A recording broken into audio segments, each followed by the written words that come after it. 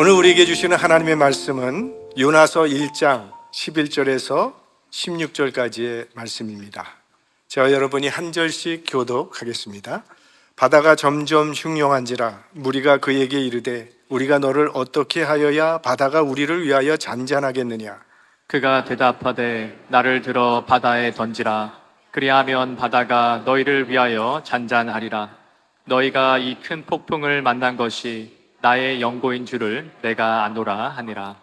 그러나 그 사람들이 힘써 노를 저 배를 육지에 돌리고자 하다가 바다가 그들을 향하여 점점 더 흉용함으로 능히 못한지라. 무리가 여호와께 부르짖어 가로되 여호와여 구하고 구하오니 이 사람의 생명 까닭에 우리를 멸망시키지 마옵소서. 무죄한 피를 우리에게 돌리지 마옵소서. 주 여호와께서는 주의 뜻대로 행하심이니이다 하고 요나를 들어 바다에 던짐에 바다에 뛰노는 것이 곧 그친지라. 그 사람들이 여호와를 크게 두려워하여 여호와께 제물을 드리고 서원을 하였더라. 아멘. 우리 한국 사람들은 심청절이란 소설을 잘 알고 있습니다. 배의 안전 운항을 위해서는 바다에 산 사람을 제물로 드려야 되는데 이 효녀 심청이가 자신이 제물이 되겠다고 자원을 합니다. 그 이유는 심청이에게는 앞을 보지 못하는 아버지 신봉사가 있었는데 아버지의 눈을 뜨게 하려면 공양미 300석이 필요합니다. 근데 가난하니까 그 공양미 300석을 받고 자기가 제물이 되기로 결심한 겁니다. 그래서 심청이를 깊은 바다에 던졌는데 심청이는 죽지 아니하고 용왕이 살고 있는 용궁으로 안내가 되어서 며칠을 거기서 지내다가 기적처럼 살아나서 다시 세상에 돌아오게 됩니다. 죽은 줄만 알았던 딸을 다시 만난 신봉사가 너무 감격을 해서 눈을 뜨게 되었다라고 하는 그런 이야기죠. 어떤 한국 사람이 심청이를 바다에 던짐으로 백길의 안전을 기원한 것과 이 요나를 바다에 던짐으로 폭풍을 잔잔케 한 것은 유대 민족과 한국 민족이 원래는 동일한 민족이었다고 말도 되지 아니하는 주장을 하는 사람도 있었습니다. 요나는 니누에로 가라는 하나님의 명령을 어기고 다시스로 도망을 갔습니다. 이 하나님을 거역하고 있는 역사의 현장에 하나님께서는 폭풍을 일으키셨습니다. 이것은 하나님의 사랑임과 동시에 이거는 하나님의 심판이라고도 볼 수 있습니다. 하나님의 심판 속에는 여러 가지 뜻이 담겨 있는데 가장 두드러진 이유는 잘못 가고 있는 역사의 수정입니다. 요나가 지금 다시스로 가는 것은 하나님의 역사를 거스르는 일입니다. 그래서 하나님께서 요나가 탄 배가 다시스로 가지 못하도록 심판을 내리고 계신 것입니다. 여기서 주의할 점은 하나님의 심판의 목적이 절대로 요나를 망하게 하려는 데 있는 게 아니라는 거죠. 요나서 마지막 장 4장을 보시면 니느웨 성의 인구가 12만 명이라고 했습니다. 지금 요나 한 사람에게 12만 명의 잃어버린 영혼의 구원이 달려있다는 것입니다. 그런데 요나는 그 사명을 저버리고 다시스로 도망가고 있기 때문에 하나님께서 폭풍을 일으켜서 잘못 가고 있는 역사의 방향을 바로 잡으시는 것입니다. 자, 이 폭풍이 쉽사리 잠잠해지지 않자 사람들은 이건 신의 진노라고 믿게 됩니다. 그래서 누가 이 신의 진노를 일으켰는지 범인을 발견하기 위하여 제비를 뽑았더니 요나가 뽑혔다는 거죠. 그러니까 요나는 수치스럽게 선지자의 신분이 들통나게 되었고 하나님을 거역하고 도망치는 길이라는 사실이 밝혀지게 된 것입니다. 오늘 본문 말씀은 하나님께서 불순종한 선지자를 다루시는 그런 내용입니다. 이제 사공들이 이 폭풍을 피해보려고 각각 자기들의 신에게 기도도 해봤고 또 배를 좀 가볍게 해보겠다고 실린 물건을 바다에 던져도 보았습니다. 그러나 바다는 점점 더 흉흉해졌습니다. 그러니까 자신들이 가지고 있는 경험과 지식과 기술을 총동원해 봤지만 아무 소용이 없었다는 거죠. 왜냐하면 이 폭풍은 자연현상 때문에 일어난 자연현상이 아니라 하나님이 특별한 목적을 가지고 일으키신 폭풍이기 때문입니다. 이 폭풍은 요나를 회개케 하려는데 그 목적이 있습니다. 그리스도인은 우리 주변에서 일어나는 사건 속에 담겨 있는 하나님의 뜻을 발견하는 그 영적인 통찰력이 필요합니다. 우리 예수님께서는 공중에 날아가는 새를 보시면서 인간을 향한 하나님의 사랑을 말씀하셨고, 들에 피어 있는 백합화 한 송이를 보시면서 우주 만물을 창조하신 하나님의 영광을 말씀하셨고, 작은 겨자씨 하나 속에도 하나님 나라의 진리가 담겨 있다는 것을 말씀하셨습니다. 폭풍이 불면 그건 기상이 나쁘니까 폭풍이 부는 것이라고 말할 수도 있죠. 그러나 오늘 본문에 나오는 것처럼 이 자연 속에도 하나님의 섭리가 들어있다는 겁니다. 어제도 해가 떴고 오늘도 해가 떴습니다. 내일도 해가 뜰 것입니다. 그러나 마음의 귀가 열린 사람들은 매일 뜨고 지는 해를 통해서도 내게 말씀하시는 하나님의 음성을 들을 수 있다는 거죠. 새 생명을 주신 여호와 하나님께 감사하라. 이 하루를 하나님과 함께 시작하라. 그리고 이 하루를 하나님의 뜻을 이루는 기회로 삼으라는 이런 하나님의 음성을 들을 수도 있습니다. 하나님의 뜻을 발견하고자 하는 자에게는 하나님께서 알려주십니다. 내가 어떻게 미국에까지 와서 살게 되었는가? 그건 내가 미국에 오기로 계획을 했으니까 살고 있는 거지. 아니, 우리 부모님이 이민 오기로 결정했기 때문에 나도 여기서 살고 있는 것이지. 그런 것은 표면적인 이유이지 근본적인 이유는 될 수 없습니다.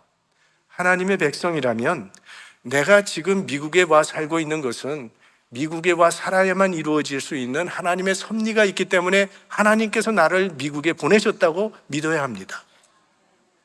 어떻게 이렇게 많고 많은 교회 중에서 여러분은 풀러턴 장로교회를 다니고 계십니까? 내가 이 교회를 다녀야 이루어지는 하나님의 뜻이 있기 때문에 하나님께서 나를 이곳에 보내셨다고 믿고 그 뜻이 이루어지도록 살아가야 한다는 것이죠. 오늘 일어난 이 폭풍은 사명을 버리고 도망치는 요나를 돌아오라 부르시는 하나님의 음성입니다. 선원들이 요나에게 어떻게 해야 이 바다가 잔잔할 수 있겠느냐고 묻자 요나가 대답을 합니다. 12절, 그가 대답하되 나를 들어 바다에 던지라. 그리하면 바다가 너희를 위하여 잔잔하리라. 너희가 이 큰 폭풍을 만난 것이 나의 연고인 줄을 내가 아노라 하니라. 그래도 요나는 하나님의 사람입니다. 지금 일어나고 있는 이 모든 일들은 자기 때문이라는 것을 아주 솔직하게 인정을 합니다. 잘못을 뉘우치고 깨닫는 것 참 중요합니다. 그리고 그것을 자백할 수 있는 용기는 더 중요합니다. 내가 잘못했다고 하는 말은 하기가 쉽지가 않죠. 내가 약해지는 것 같고 내가 낮아지는 것 같기 때문에 그렇습니다. 세상은 우리에게 높아지라고 하고 우리에게 자신을 가지라고 하고 우리에게 강해지라고 합니다. 그게 힘이라고 말을 해요. 그러나 성경은 자신의 죄와 허물을 솔직하게 시인할 수 있는 그게 진정한 힘이라고 말을 합니다. 사도 바울이 그토록 위대한 사도가 될 수 있었던 거는요, 그가 사도 사역을 감당하면서 늘 나는 죄인 중에 가장 큰 죄수라고 고백하면서 그 사역을 감당했기 때문입니다. 요나는 이게 나로 인해서 일어나는 폭풍이니까 나를 바다에 던지라고 말을 하는데 사공들은 차마 그러질 못합니다. 어떻게 하든지 폭풍을 빠져나가 보려고 최선을 다해서 힘을 써서 노를 저었습니다. 13절, 그러나 그 사람들이 힘써 노를 저어 배를 육지에 돌리고자 하다가 바다가 그들을 향하여 점점 더 흉흉함으로 능히 못한지라. 종교와 인종을 초월한 아름다운 인간미를 볼 수 있어요. 세상에는 이런 사람들이 많이 있습니다. 다른 사람에게 피해 입히지 아니하고 선한 마음으로 최선을 다해서 인생을 착하게 살아가는 사람들 얼마든지 있습니다. 인간은 하나님의 형상대로 창조되었어요. 그래서 우리에게는 하나님을 닮은 점이 있다는 것입니다. 하나님은 사랑이시니까 우리에게도 사랑이 있는 거고, 하나님은 진리이시기 때문에 인간도 진리를 갈망하는 것이고, 하나님은 선하신 분이기 때문에 인간도 선을 추구하는 도덕적 성품이 우리에게 있습니다. 그러나 최선을 다해도 인간은 한계가 있습니다. 최선을 다한다고 모든 문제가 다 해결되는 것은 아니라는 거예요. 더구나 하나님의 뜻에 반대 방향으로 최선을 다하는 것은 헛수고일 뿐입니다. 어떤 사람은 열심히만 하면 다 된다고 믿고 삽자루를 거꾸로 잡고 열심히 땅을 파는 사람들이 있다는 겁니다. 이 열심이라고 하는 것은 우리 신앙생활에도 대단히 중요한 요소입니다. 그런데 이렇게 중요한 열심도 잘못될 수가 있어요. 방향이 잘못되면 그럴 수 있습니다. 지금 100m 달리기를 하는데 목표는 저쪽에 있는데 목표를 저쪽으로 잡고 달리면 달릴수록 목표로부터 멀어지게 되는 거죠. 잘못된 길을 가면서도 열심히 찬송만 부르면 가면 잘못된 길이 바른 길이 되는 법은 없습니다. 잘못된 길인데 성경 암송하고 열심히 기도하면서 간다고 잘못된 길이 바로 되는 길은 없다는 거예요. 잘못된 길은 잘못된 길이고 최선을 다해도 아닌 건 아닙니다. 로마서 10장 2절 말씀에 보면 바울이 이런 얘기를 해요. 내가 증거하노니 저희가, 이건 이스라엘 백성을 말하는 겁니다, 하나님께 열심히 있으나 지식을 좇은 것이 아니라. 이스라엘 백성들에게는 놀라운 열심이 있었어요. 정말 열심으로 금식했고 정말 열심으로 구제했고 열심으로 율법을 지키려고 몸부림쳤던 사람들입니다. 하지만 안타깝게도 그들의 열심은 방향이 잘못되었어요. 다른 지식을 좇은 열심이 아니었다는 겁니다. 달리기는 열심히 달렸는데 도착해 보니까 엉뚱한 곳에 다다르게 된 거예요. 사도 바울은 누구보다도 이런 경험을 절실하게 뼈저리게 갖고 있었던 사람이죠. 그는 교회를 핍박하고 예수 믿는 사람 핍박하는 것이 하나님께 충성하는 것이라고 믿고 열심히 교회를 핍박했습니다. 그런데 나중에 보니까 하나님께 충성한다고 한 그 일이 하나님의 역사를 가로막는 결과였다는 것을 나중에 깨닫게 되는 거죠. 모든 열심이 다 아름다운 것은 아닙니다. 다른 지식에 기초하지 않은 열심은 파괴적일 때가 많아요.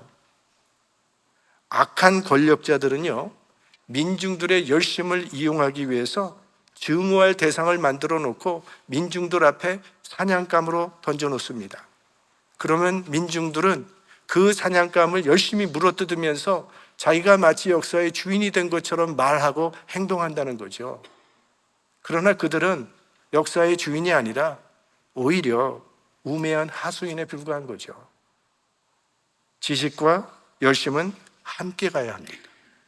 바른 지식에 근거한 열심이 아니면요, 그 열심 때문에 내가 망할 수도 있고 이웃을 망하게 할 수도 있습니다. 오늘 이 폭풍은 하나님께서 시작하신 것이기 때문에 하나님께서 그 실마리를 푸시기까지는 절대로 안 풀리게 되어 있습니다. 노를 저으면 저을수록, 열심을 내면 열심을 낼수록 폭풍은 점점 더 거세져졌다고 했어요. 때로 우리들도 하나님의 뜻을 거역하고 있기 때문에 찾아오는 풍랑이 있습니다. 이것은 하나님께 돌아오라고 하는 풍랑입니다. 이런 풍랑은 하나님의 뜻을 거역하고 있는 한은 결코 멈추지 않습니다. 그래서 결국 사람들은 어쩔 수 없이 요나를 바다에 던지면서 많이 울었을 겁니다. 폭풍이 몰아치는 바다에 사람을 던졌다고 하는 것은 이제 모든 것이 끝났다는 뜻입니다. 그러나 요나서는 그때부터 하나님의 역사가 시작됩니다. 이 일로 인해서 니느웨 12만 명의 영혼들이 구원받는 놀라운 하나님의 구원 역사가 일어나게 되는 거예요. 자, 그렇다면 여기서 우리는 하나님의 역사가 이루어지는 인간 편에서의 이유를 발견할 수 있다는 겁니다. 그 하나는 요나가 이 폭풍이 일어난 것은 나의 연고라고, 이건 나 때문이라고 자신의 책임을 인정했기 때문이에요. 우리 사람들이 가지고 있는 공통적인 불행이 있어요. 어려운 일이 발생했을 때 그 책임을 자신에게 돌리고 싶지 않아 하는 그런 마음이 있습니다. 그래서 무슨 어려움이 생기면 이거 누구 때문이야? 누구 잘못이냐고 따지는 사람은 많지만 내 탓이라고 말하는 사람은 거의 없습니다. 간혹 우리 청소년들이 사고를 칠 때가 있어요. 그때 대부분의 부모님들이 하는 말이 있습니다. 원래 우리 아이는 착한 아이인데 친구를 잘못 만나서 이렇게 되었다고 말을 해요. 친구가 잘못돼서, 이 정치가 잘못돼서, 이 사회가 잘못돼서, 교육이 잘못됐다고 말하는 사람 많은데 자기가 잘못됐다고 말하는 사람은 없다는 겁니다. 지금 우리는 참 혼란하고 어려운 시대를 살아가고 있습니다. 이 어려움과 이 혼란이 누구 책임입니까? 사람들은 다 나 때문은 아니라고 생각을 하죠. 모두 다 자신은 피해자라고 생각을 하지 가해자라고 생각하는 사람은 없습니다. 죄는 분명히 있는데 죄인은 없습니다. 잘못한 모든 책임은 이웃에게 있고 나는 인정받고 찬양받기를 원하는 것이 인간의 본능이에요.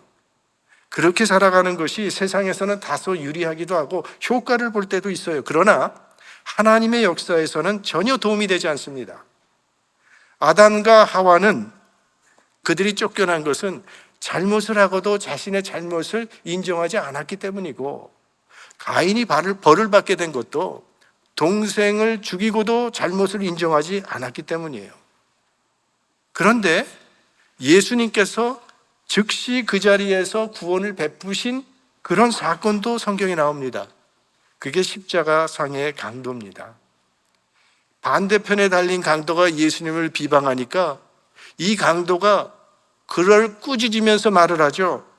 우리는 우리의 행한 일에 상당한 보응을 받는 것이니 이에 당연하거니와.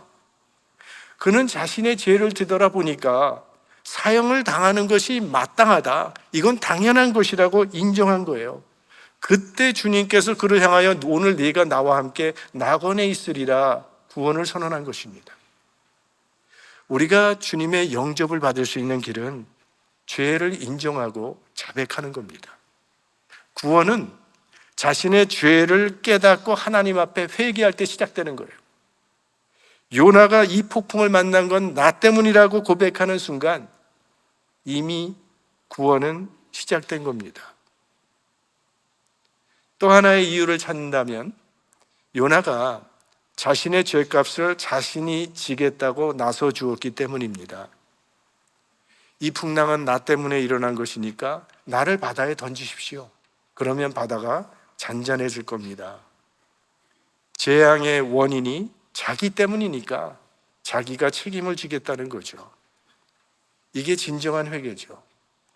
진정한 회개는 자신의 행동에 책임을 지는 결단의 열매가 있어야 합니다.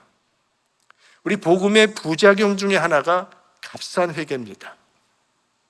무슨 죄든지 자백하기만 하면 용서받는다고 하는 것이 기독교 복음입니다.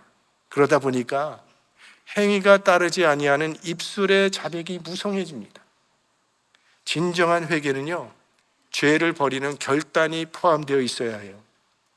행위가 없는 입술의 자백은 값싼 회개입니다. 이 회개라고 하는 헬라어 단어 속에는 방향 전환이라고 하는 뜻이 들어있어요. 가던 길에서 180도 방향을 바꾸는 것을 말하는 것입니다. 죄를 향해 가던 발걸음을 멈추고 돌아서서 하나님을 향해 가는 것이 이게 회개라는 거예요.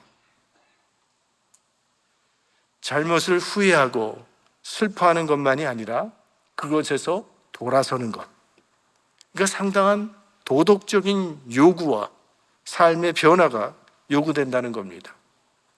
우리가 교회에서 그렇게 많이 회개에 대한 설교를 듣고도 삶이 변하지 않는 것은 회개가 아니라 후회를 했기 때문일 겁니다. 가룟 유다는 후회를 했어요. 베드로는 회개를 했습니다. 가룟 유다는 자기의 잘못을 뼈저리게 후회하고 슬퍼했습니다. 스스로 목매달아 죽을 정도니 이보다 더 강한 후회가 있겠습니까? 하지만 그것을 회개라고 말하지는 않습니다. 베드로는 주님을 3번 부인하는 부끄러운 죄를 지었지만 가슴을 치며 다시 돌아와서 예수 그리스도를 평생 따르는 제자로 살았습니다. 이것이 회개입니다. 어떤 사람은요, 눈물을 흘리면서 가슴을 치고 회개를 하는데 근데 거기서 끝나요. 그건 회개가 아니라 감상입니다. 우리는 눈물에 속는 경우가 너무나 많아요. 물론 회개에는 눈물이 따르고 슬픔이 따르지만 그 슬픔이나 눈물이 우리의 삶을 바꾸는 것은 아니에요. 회개라고 하는 것은 우리의 생각과 태도와 행동이 일대 전환이 일어나는 것을 회개라고 하는 거예요. 그래서 세례 요한은 회개에 합당한 열매를 맺으라고 외쳤던 거죠. 열매 있는 회개를 하라는 거예요. 눈물을 안 흘려도 상관없다는 겁니다. 그러나 열매는 있어야 됩니다. 변화가 일어나야 한다는 거예요. 회개했다고 말은 하는데 삶의 변화된 모습이 없다면 그의 회개의 진실성을 의심할 수밖에 없습니다. 자, 어떤 사람이 사기를 쳤습니다. 그 사기친 사람이 저에게 와서 눈물을 흘리면서 정말 미안하다고 이렇게 사과를 합니다. 그런데 한 푼도 돌려주지 않으면서 그저 사과한다고 말을 한다면 그 진실성을 의심할 수밖에 없지 않습니까? 요나는 비록 잘못은 했지만 참 이런 면에서는 훌륭한 모습을 보였습니다. 이 폭풍 나 때문에 만난 거니까 나를 바다에 던지십시오. 15절과 16절 말씀입니다. 요나를 들어 바다에 던짐에 바다에 뛰노는 것이 곧 그친지라. 그 사람들이 여호와를 크게 두려워하여 여호와께 제물을 드리고 소원을 하였더라. 요나를 바다에 던지자마자 바다가 잔잔해지는 것을 보고 선원들이 여호와를 크게 두려워했다 이렇게 말하고 있는데요. 요나서 1장을 읽어보시면 선원들이 두려워했다라는 말이 3번 나옵니다. 제일 처음에는 큰 폭풍이 일어났기 때문에 두려워했다 이렇게 되어 있고요. 두 번째는 이 폭풍이 일어난 것은 신의 명령을 거역했기 때문이라는 것을 알았을 때 두려워했다 그랬고, 마지막으로 오늘 16절에 보면 여호와를 크게 두려워했다 이렇게 나와요. 그러니까 이 사건을 통해서 선원들이 점차적으로 여호와를 알아가게 된 거죠. 그래서 마침내는 그 여호와 하나님께 제물을 드리고 서원까지 하게 됐어요. 이들은 원래 하나님을 모르던 사람들입니다. 그런데 이 사건을 통해서 하나님을 알게 된 거죠. 그러니까 요나의 불순종이 오히려 선원들에게는 여호와를 알게 되는 기회를 준 겁니다. 하나님은 인간의 죄를 통해서도 하나님의 일을 하시는 분임을 알 수 있죠. 인간의 불순종과 죄 가운데서도 하나님의 은혜는 변함없이 흐르고 있습니다. 지금 우리들은 마치 죄가 온 세상을 덮을 것처럼 어두워져가는 세상을 살고 있는데, 그럼에도 불구하고 우리가 낙심하지 말아야 하는 이유는 이 세상의 죄보다도 하나님의 은혜가 더 크기 때문입니다. 이제 말씀을 정리해 보겠습니다. 요나가 나는 하나님의 선지자인데 하나님께서 나로 니느웨로 가라고 하셨지만 그 명령을 거역하고 내가 다시스로 가고 있기 때문에 하나님께서 이 길을 막고 계신 것입니다. 그러니 나를 바다에 던지십시오. 그러면 여러분은 살 수 있을 것입니다. 자, 이 사건을 통해서 우리가 한 2가지 교훈을 생각해 보려고 합니다. 먼저는 나로 인해서 다른 사람에게 피해가 가서는 안 된다고 하는 이웃 사랑의 실천을 우리에게 교훈해 줍니다. 예수님께서 이 세상에 계실 때에 가장 큰 계명을 말씀하셨죠. 하나님을 사랑하고 내 이웃을 사랑하라. 내 이웃을 내 몸과 같이 사랑하라. 이것이 가장 큰 계명이라고 말씀하셨어요. 요나는 다른 사람에게 피해를 주지 않기 위해서 자기 희생의 길을 선택한 것입니다. 최소한 내가 잘못한 거는 내가 안고 가겠다는 그런 마음이죠. 또 하나의 교훈이 있다면 이웃과 나와의 관계입니다. 흔히 이 관계에 있어서 몇 가지 유형들을 발견할 수가 있죠. 너 죽고 나 살자라는 유형.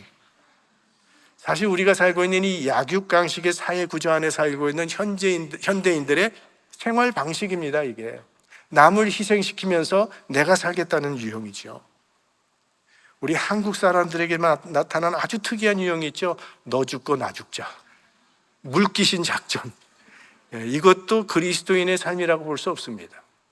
그렇다면 그리스도인은 이웃과 나와의 관계를 어떻게 설정하고 살아야 하는 것인가? 요나가 배 탄 사람들을 살리기 위해서 자신이 죽는 길을 선택한 것처럼 그리스도인은 자신의 희생을 통해서 이웃과 공동체가 살 수만 있다면 그 길을 찾아야 한다는 거예요. 예수님은 인류를 구원하시기 위해서 십자가를 죽으셨습니다. 예수님은 죽고 인류는 살아난 사건이 바로 십자가예요. 십자가가 이웃을 살리고 공동체를 세우는 영성이라는 겁니다. 우리 가정에도 문제가 있고 교회에도 문제가 있을 수 있고 내가 속한 어떤 공동체든 문제가 있는데 내가 죽으면 대부분의 문제는 다 해결된다는 겁니다. 가정의 문제 내가 죽어보세요. 해결되죠. 교회 문제가 있습니까? 내가 죽어보세요. 해결됩니다. 여기 죽는다고 하는 것은 자기중심적인 모든 것을 십자가에 못 박아 버린다는 것을 말하는 거죠. 우리가 예수님을 따르는 사람이라면 그런 신앙에 기초한 삶을 살아야 합니다. 적어도 나의 행동으로 인해서 이웃에게 피해가 가지는 않도록 살고 나의 희생이 필요할 때는 용기 있는 결단도 내릴 줄 알고 나의 희생을 통해서 공동체가 산다면 그렇게 살도록 노력해야 합니다. 어떤 분이 이런 말을 하시더라고요. 예수 믿는 거는 사서 고생하는 것이라고. 예수님 때문에 내가 편안해지는 게 아니라 오히려 예수님 때문에 이웃을 생각하면서 사서 고생하는 게 예수 믿는 거라고 말을 하는데 맞는 말이라고 생각합니다. 내가 편해지려고 예수 믿는 거 아니지 않습니까? 내가 좀 힘들어지고 불편해지더라도 이웃의 유익을 위해서 나를 희생하는 것이 예수 믿는 삶이죠. 가까운 곳에 파킹장이 있지만 다른 사람을 생각하면서 좀 멀리 파킹을 하는 것도 사서 고생하는 거죠. 그러면 이 죽고자 했던 요나와 예수님은 정말 죽었습니까? 예수님께서는 요나가 물고기 뱃속에 밤낮 사흘을 있었던 것처럼 인자도 땅속에 사흘을 있으리라 말씀하셨습니다. 요나는 물고기 뱃속에서 3일을 있었고 예수님께서는 무덤 속에서 3일을 계셨습니다. 그러면 그것으로 끝이 났습니까? 죽으면 살리라. 다시 살아났어요. 그래서 요나는 회개하고 니느웨로 가서 잃어버린 12만 명의 영혼들을 구원하는 하나님의 도구가 되었고 예수 그리스도는 사망의 권세를 이기시고 부활하심으로 영원한 구세주가 되셨습니다. 기독교는 죽어야 사는 진리입니다. 우리들이 진정 땅에 떨어져 죽는 한 알의 밀알이 되면 이웃이 살고 사회가 살고 이 세상이 살게 될 것입니다. 나를 바다에 던지라. 그러면 바다가 잔잔하여지리라. 이 요나의 결단이 오늘 우리들의 결단이 될 수 있기를 주님의 이름으로 축원합니다.